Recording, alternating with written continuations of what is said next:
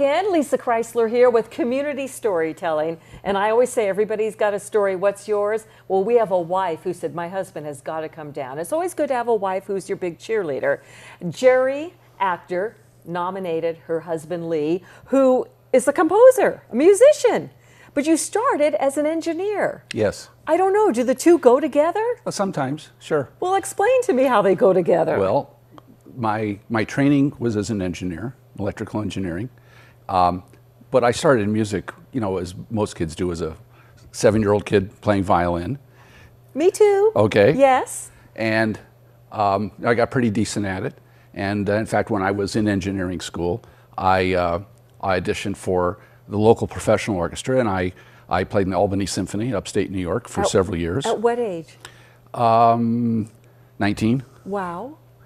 So got a lot of good experience there. I worked as an engineer for a while. After a few years of that, I decided, well, at that point we had moved to California. We had been on the East Coast. And I decided to go back to school in music as a composer. So I did this. This was in the late 70s. You went back full time, so you were Yes. having a career change? Yes. A big career change. Yeah, I went to San Jose State. Go Spartans, There we my go. alma mater. I got a master's degree there. I went to UC Berkeley.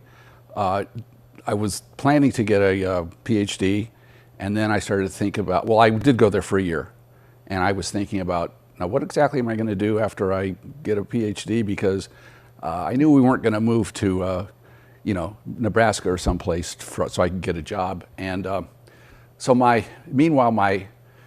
I was thinking about that, my software experience kind of came into play, and over the previous summer, I decided to spend my time developing some music software, just for my own amusement, really, because there was really nothing on the market that did some of the things I wanted to do. And a long story short, that turned into a commercial product.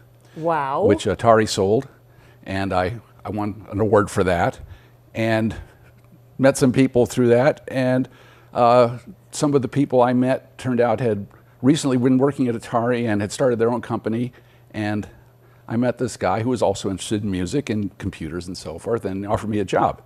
And I said, well, I can't take a job, I'm going to get my doctorate, and so on and so forth. But I decided maybe I should just try this, see what it's like, because I was not real happy with my situation at UC Berkeley. It was a long commute, and there were some other issues. There always are. Yeah. So I said, well, I'll take a leave of absence and see how this video game stuff works out.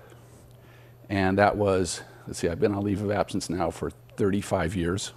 I don't think I'm going back. No, I don't think you've built up any vacation time. So I had a quite a lengthy career in video games, including with a partner. I started my own company, and we did quite well. And there came a point where I decided to retire. I'll put that in quotes. Yes. And at that point, I became associated with the Palo Alto Philharmonic, which my wife had been playing in for some years. Is your wife a violinist also? Violist. A violist, wow. And keyboard. Oh, okay. Sometimes violin, not usually viola.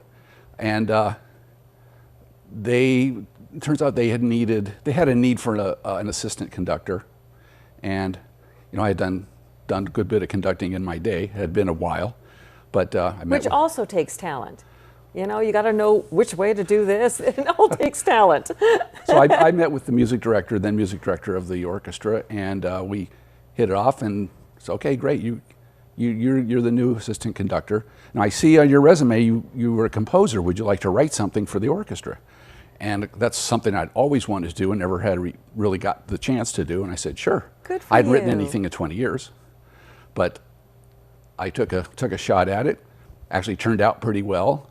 And within a few years, I suddenly had this career that I really had not intended on at all. Yes. Other conductors locally had heard my stuff. Could you write something for us? And kind of spread. And at this point, you know, I've been writing music full time now since 2001. I've had performances in over something like 70-something different orchestras. Amazing. So do you travel worldwide and perform? No, I try to avoid traveling at all possible. Are your children musically inclined as well? They are musically inclined, but not musically involved. Okay. They're both in technical areas. One's, I wonder where they got that from. yeah, I have no idea. One is an engineer for Intel, designs microprocessors in Oregon, and the other does IT work in South Carolina. But they both, when they were kids, took music lessons on multiple instruments, and ultimately it was not interesting enough to them to continue, which is probably good. Yes. How many musicians can you have in one family, right? Yes. Now, have you done all your dreams, or is there something left? No, my ultimate goal is to have my work performed on a regular basis by professional orchestras. Now, I have had performances by a number of professional orchestras, but it's not. I'd like to have something every week or two by a big professional orchestra, and it's really tough to break into that business. Name the type of orchestra you're talking about. Which one? Well, I've had a performance by the Colorado Symphony, which is right. one of the biggest orchestras in the U.S. Uh-huh. But we're talking about, I mean, most of my professional orchestra performances have been at the regional orchestra level, which would be on the level of the old San Jose Symphony. I haven't been performed by the San Jose Symphony, but at that level, not at the San Francisco Symphony level. But still working on it. We're going to Turkey in March. Well, so you are traveling worldwide. Yeah, not reluctantly a Are little you bit. going for fun or to play? No, I was invited to conduct. Wow. Their main professional orchestra in Ankara, the capital, a program of my works exclusively. So that'll be interesting. Well, please be safe when you go there. I'll try. Please, I did some please. research already. So if people would love to hear you, I mean, I know you live in Monteserino. Should we just drive around homes until we hear a violin or something like that? Best to look at my website. Yes, which is? www.leeactor.com. Right. I've got several, I'm thinking how many, 5 or 6 commercial CDs. There's excerpts of everything on my website. There you go.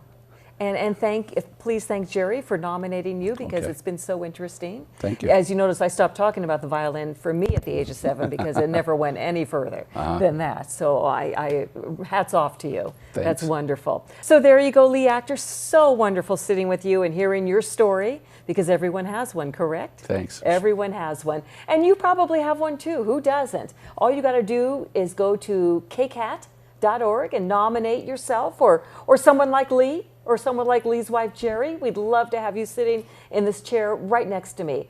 I thank you for watching us here at KCAT TV 15.